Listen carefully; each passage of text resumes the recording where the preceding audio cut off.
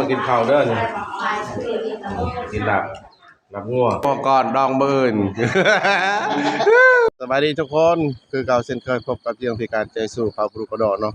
คือว่ามื้อนี้ก็ว่าสิไปบาดพวกปุ้นแต่นี่ก็ประมาณ15หลักทุกคนของเผาปลูกมะกองฉะนั้นก็สิไปถ่ายบรรยากาศเบิ่งนะมันเป็นแบบใดฉะนั้นอยากให้ทุกคนติดตามเบิ่งไปนำกันเนาะขอบใจนี่กำลังออกแต่บ้านเด้อ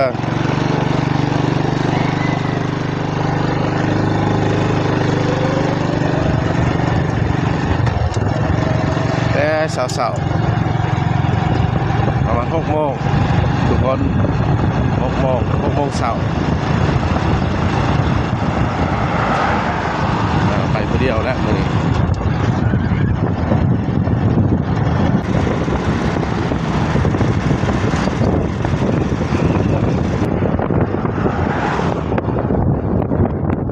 นี่ครัวเด้อนี่โอ้ยแต่สาม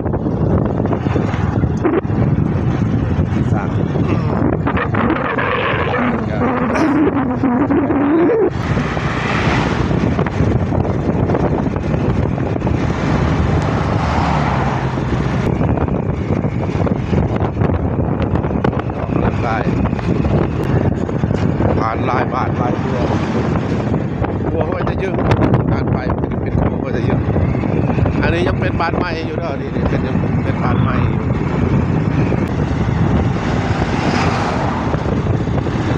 แต่ว่ายามเช้ารถเก่งพอแต่ว่าได้แบกเขานี่แหละทุกคนนี่แหละเสด็จแม่เข้านี่แหละอันนี้เป็นบ้านของพูดนี่แหละแวเข้าบ้านของพูดแล้วนี่อันนี้ทางเข้าบ้านของพูดแล้วทุกคนทางกับประมาณนี้แหละกับบริญญาแต่ว่าคันคนยามคนตกนี่ก็จักมื่นเนี่ยจักน้อยนั่นแหละ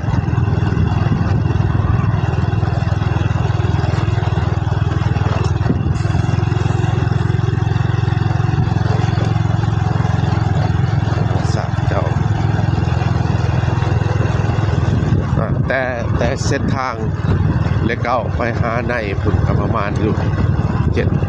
6-7 กิโลเมตรนี่แหละทุกคนแต่ว่ามื้อนี้นี่เขาน้อยมาแต่เช้าแน่เลยนี่สอบหน้าเขาเจ้าแล้วนะครับจับเกี่ยวกันเลย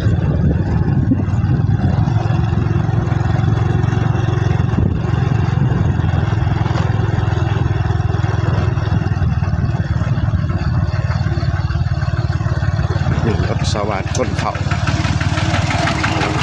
เด้อโอ้ตัวนี้ยั่งเนาะให้ทุกคนตอนนี้เกี่ยวเสา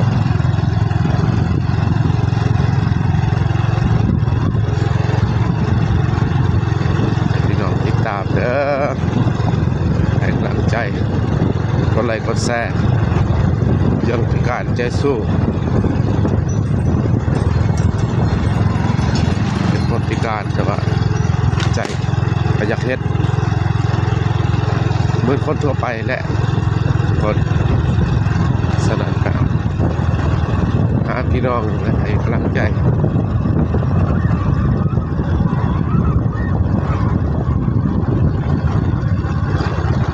นี่แหละบรรยากาศ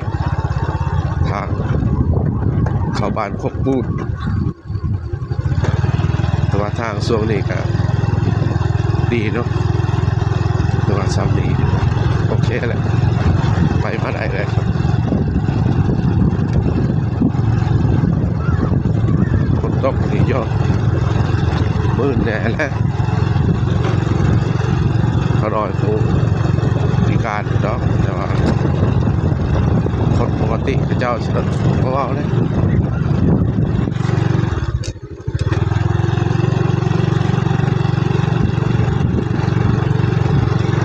นี่มันเป็นทางแบ่งเด้อนี่นะทางแบ่งแต่ว่าไปพุ่นเป็นบ้านเทิมอีกไปพุ่นบ้านเทิมแต่ว่าขน้อยสิมาทางนี้นี่แหละของปูน แต่เขานี่เป็นบ้านโคกปูน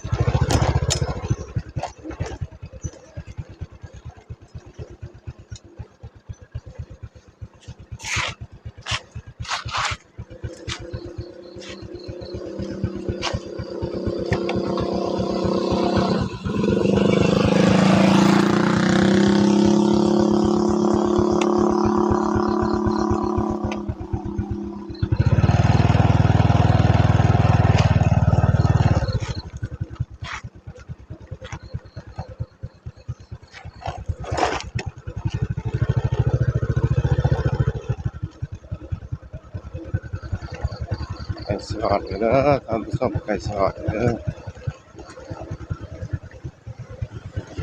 อืม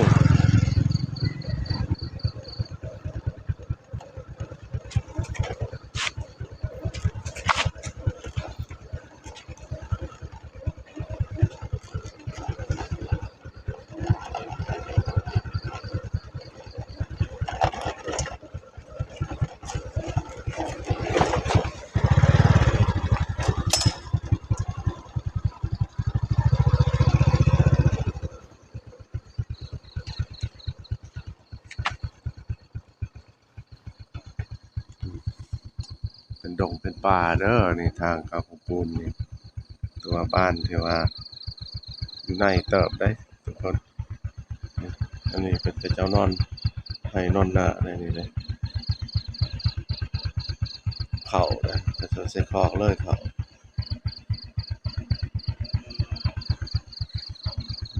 เนาะม่วนเด้อบรรยากาศยามเช้าบรรยากาศทุกคนนี่จะว่าใกล้สิฮอดเลยไปต่ออีก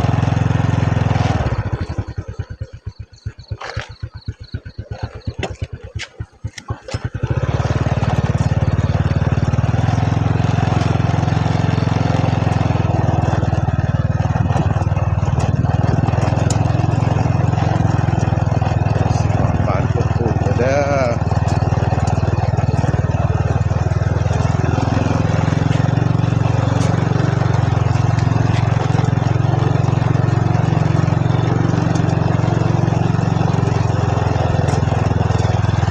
แต่ว่ายามกลางคืนนี่ก็บ่อยากผ่านไปบ่ได้เด้อเป็นทางเปลี่ยวได้คน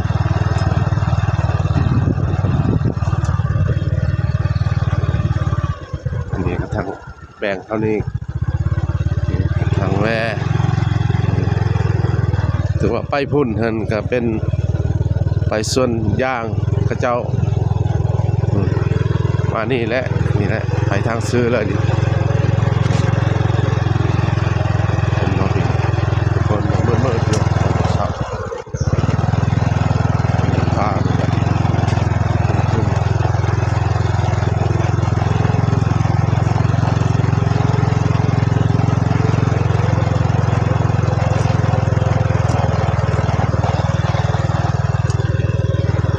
พาบนจากแจ้งมาได้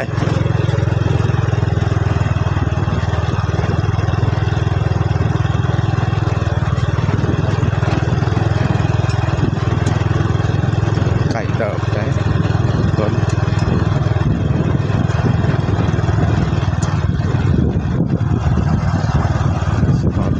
สิฮอดบ้านเขาเจ้าเลยนี่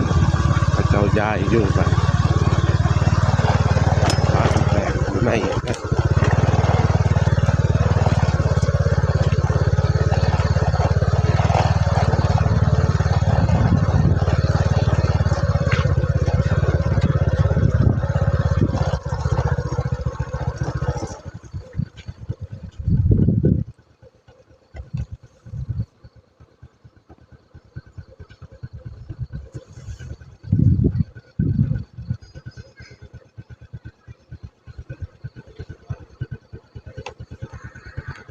นี่ฮอดแล้วทุกคนฮอดแล้วบ้านโคกปูนนี่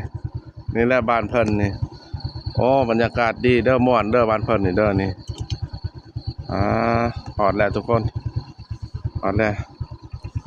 เห็นบอกยามเช้าๆนี่เจ้าเจลูกเจหลานไปไห้ไปหน้าฮอดแล้วบ้านโคกปูนฮอดแล้วบรรยากาศดีเด้อ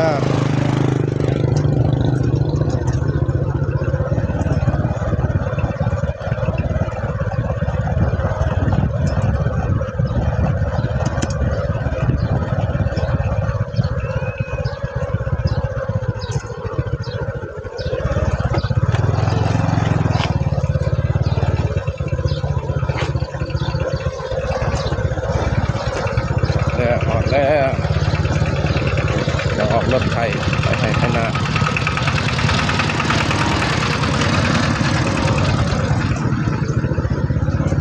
แล้วโคกปูนฮอดแล้วม่วนได้บ้านกระเจ้าม่วนได้บรรยากาศดี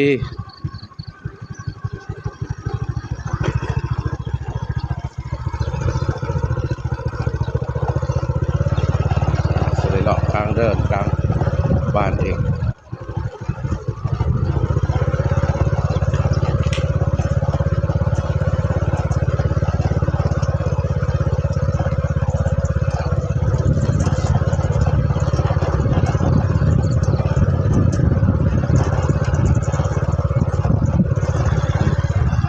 ฮอดแล้วทุกคนนี่ฮอดบ้านมันฮอดแล้ว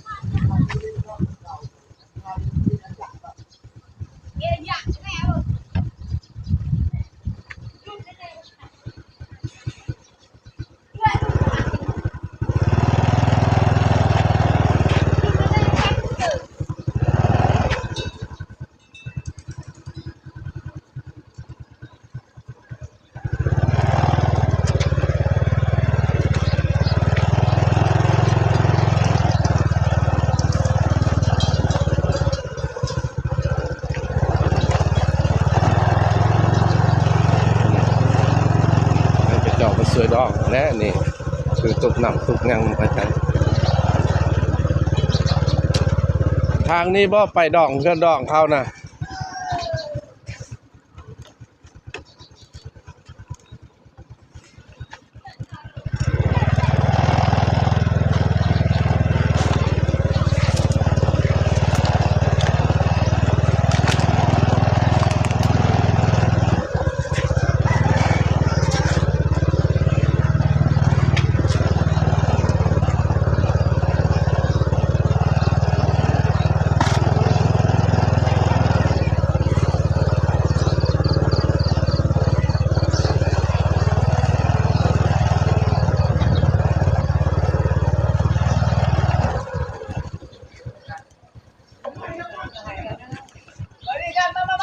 มาดิเดี๋ยวฮอดหน้าเฮือนดองนี่นี่แหละเฮือนดองเลยนี่เฮือนจัดงานจะมาฮอดข้างในแล้วทุกคนฮอดแล้วสิเข้าในสิกินข้าวรับประทานข้าวกับเจ้าภาพเข้าใจฮอดแล้วทุกคน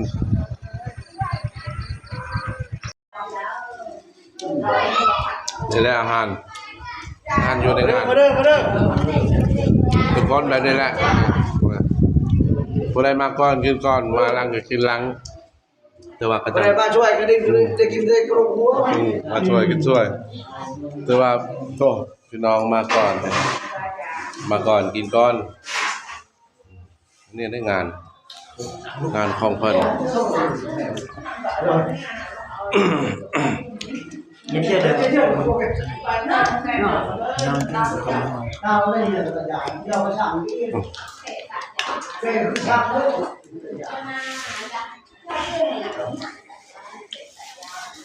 มาได้ทุกคนได้สาว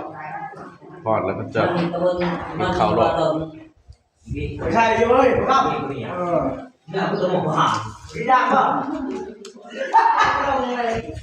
พี่ก็ต้องมาต่อไป